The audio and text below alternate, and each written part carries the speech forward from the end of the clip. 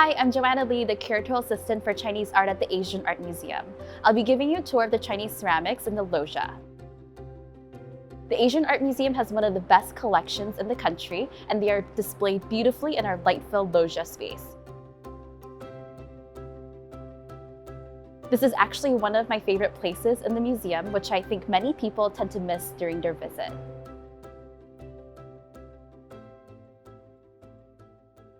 This building used to be the San Francisco Library, but when the Asian Art Museum moved from the Golden Gate Park to this building and Civic Center, it was redesigned into a museum. Gay Alenti, who is best known for a redesign of the Musée d'Orsay in Paris, was the architect for the renovation of this Beaux-Arts architectural building. While transforming the space from a static design of a library to a dynamic museum, she created spaces with natural daylight for better visitor orientation and perception of the artworks. There actually used to be painted murals on the walls in these loggia niches as part of the old library. They were removed to bring light from the skylights, and cases were added inside each niche, which now stores the museum's collection of Chinese ceramics. Ceramic objects are able to be displayed in this space because they are less sensitive to light than most objects in our collection. There are 12 cases in the loggia, and the ceramics span from the Song dynasty to modern times. They are organized by ceramic styles and technique, types of ware, and kiln locations. During the 9th and 10th centuries, as international trade prospered, Chinese ceramics traveled far and wide, reaching new boundaries by sea and land, even as far as the east coast of Africa. The manufacture of Chinese ceramics was bustling, which allowed for new techniques, as well as the mastery of the skill and craft. By the 11th century, the Song court established official kilns, and their systems and products were highly esteemed and reproduced after, setting the standard for all official wares in the later periods.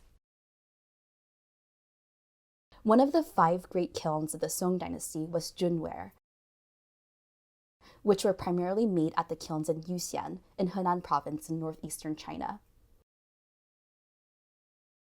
These kilns were admired for their radiant purple and blue glazes, and this case showcases the Jun wares that have been produced from the northern Song to the Qing and Yuan dynasty. Song dynasty ceramics were known for their brilliant feldspathic glazes and their simplicity of form. Prized for their unadorned glaze and shape, the best quality wares became the monopoly of the Song court, while the rest supplied the commercial market. Jun wares were known for their innovative use of copper oxide to yield the color purple. A popular glaze for Jun wares was robin's egg blue with splashes of copper red pigment that produces purple tones. Variations of flower pots constitute the majority of Junware. This flower pot with 5 circular drainage holes is among the best works produced by the Imperial workshops at Yuxian. Its elegant shape, body, and glaze are attributes of the Jun official production in the early 12th century, and there are a few other examples of this type of flower pot at the Palace Museum in Beijing and at the Taipei Palace Museum. There is a number mark at the bottom of this flower pot that indicates that these wares were used in the private quarters of the Imperial Palace. It is marked with the Chinese numeral 2, which was incised or stamped into the clay before it was fired. Numbered vessels were originally intended to hold flowers or plants, but by the 18th century, they were collected as art objects and used as decorative pieces in the inner courts of Beijing's Forbidden City. During the Mongol-ruled Yuan dynasty, the porcelain kilns at Jingdezhen in Jiangxi province came to the forefront as a center of porcelain production, and the manufacture of the famed blue and white porcelain came to maturity. Subject matters were more complex and rich as a result. Here's a vase with a scene of scholars going to a gathering depicting a gentleman with a servant holding a chin.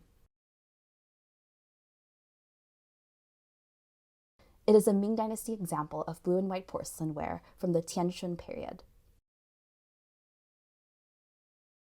Potters mastered underglaze painting in cobalt blue, a metal oxide that yields vibrant colors at high temperature. To apply the underglaze design, cobalt blue pigments were painted on the porcelain's white clay body, and the cobalt turned blue upon firing. In the glazing process, a clear glaze is applied on top to produce a non-toxic decoration that does not fade.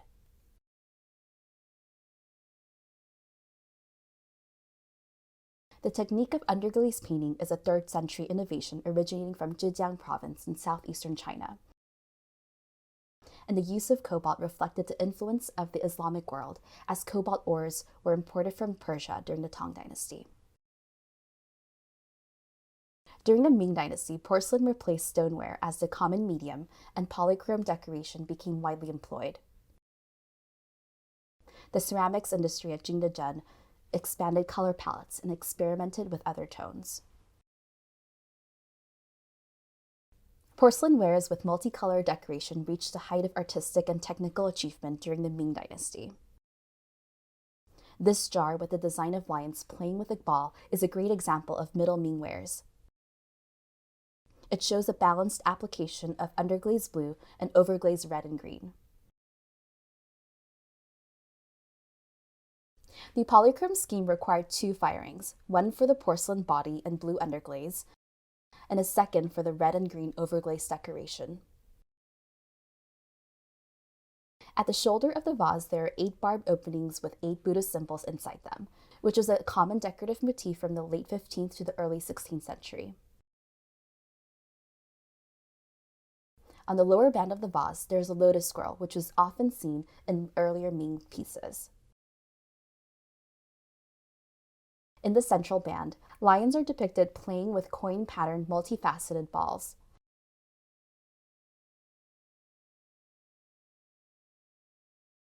This imagery was popular during the Hongzhi-Zhengde period, and the piece displays refined strength in both design and colors. The Qing dynasty is particularly noted for the production of color glazes, and there was mastery in many ceramic types, including blue and white wares, polychrome wares, and monochrome wares. During the late 1600s, porcelain pieces in the Imperial workshop were decorated with colorful enamel formulas that were imported from Europe. By the early 1700s, the Chinese had developed formulas for new colors, which they applied to glazed porcelain pieces from Jingdezhen of southeastern China.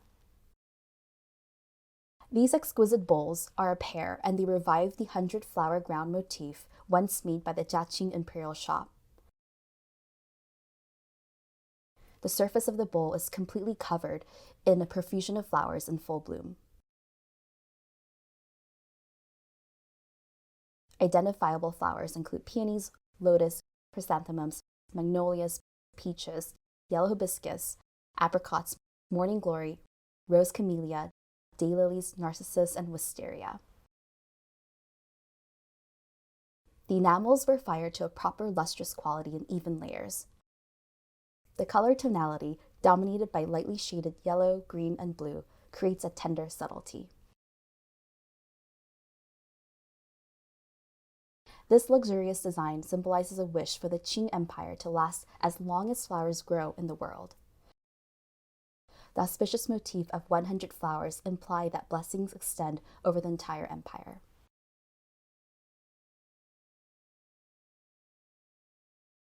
Monochrome wares, or single-color glazing, is a fascinating technique where each formula has a rich cultural history and a name with complex associations. During the Qing dynasty, monochrome wares were esteemed for their technical accomplishment and brilliant colors, and many Song dynasty monochrome wares were reproduced during this time. This bowl is an example of famille rose, which translates to rose family in French. These types of porcelain wares were overglazed in opaque colors, mainly in shades of pink and carmine. This low-fire glaze was a successful adoption of a Western enamel during the late Kangxi period and was frequently used during the Yongzheng Qianlong era. These colors were known as yangtai, which means foreign colors in Chinese, because they were introduced from Europe. During the reign of the Yongjong Emperor in the Qing dynasty, pottery with these shades of familial rose colors became very popular. A delicate blowing process was used to superimpose the colors onto a white porcelain body.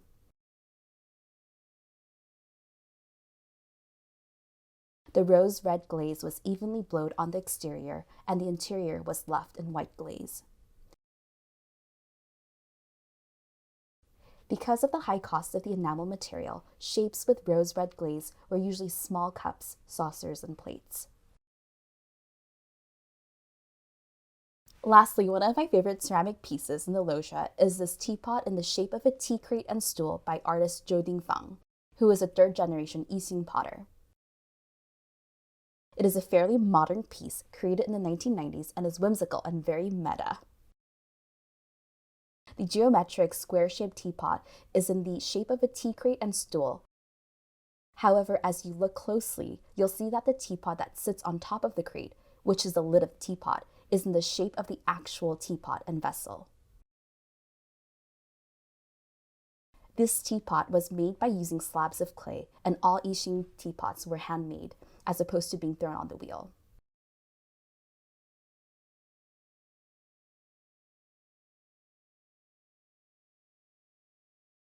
Yixing ware refers to the pottery made in Yixing, which is located in southern Jiangsu province.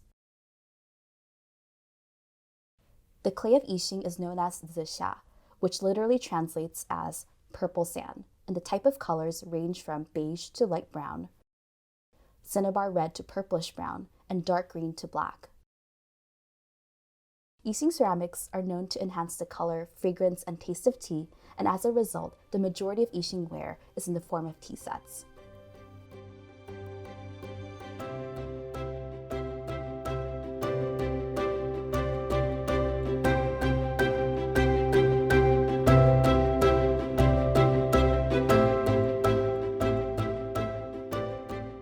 And that's a brief potted tour of the Chinese ceramics at the Asian Art Museum's loggia. When you visit the museum, be sure to go up the stairs and stop by the loggia.